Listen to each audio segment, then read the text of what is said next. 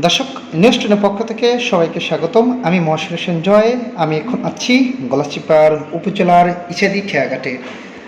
আমি যদি এই মুহূর্তে দেখাচ্ছি গলাচিপার উপজেলার প্রত্যেকটি রিপেয়ারিং কাজে চলেছে অনিয়ম ও দুর্নীতি। যেমনটা দেখছেন, গলাচিপার ইছাদি খেয়াঘাট থেকে আখমা জাহাঙ্গীর হোসেনের বাড়ির দরজার যে রিপেয়ারিং কাজটা চলমান রয়েছে, সেই কাজটিতে অনিয়ম চলছে। আমি যদি দেখাচ্ছি এই মুহূর্তে যে পরিমাণ ইটের খোয়াগুলো দেওয়া হয়েছে, সেই খোয়াগুলো একবারে 2 থেকে 3 নম্বরের মধ্যে। এখানে স্থানীয় জনগণ জানিয়েছেন যে পরিমাণ বাজেট এসেছে, সেই পরিমাণে যদি একটু ভালো মানের কাজ করত, তাহলে এই রাস্তাটি প্রায় 10 থেকে 12 বছর থাকতো।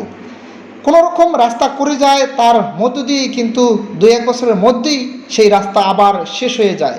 এরপরে বাজেটে ঘুরতে ঘুরতে আবারও রিপেয়ারিং কাজ শুরু হয়ে থাকে।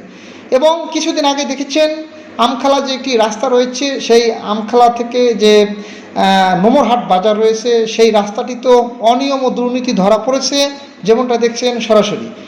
এখন এই মুহূর্তে যে ইছাদি খেয়াঘাট থেকে আদানি বাজার এবং আদানি বাজার থেকে পাকার মাথা রাস্তাটি রয়েছে, সেই রাস্তাটি তো পেইস এবং ভিটামিন নিয়ে যে কিছু গুঞ্জন উঠেছে।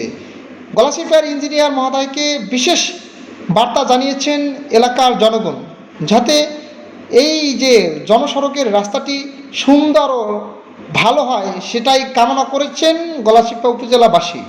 মহাশূন্য সঞ্জয়, নিউজ 10।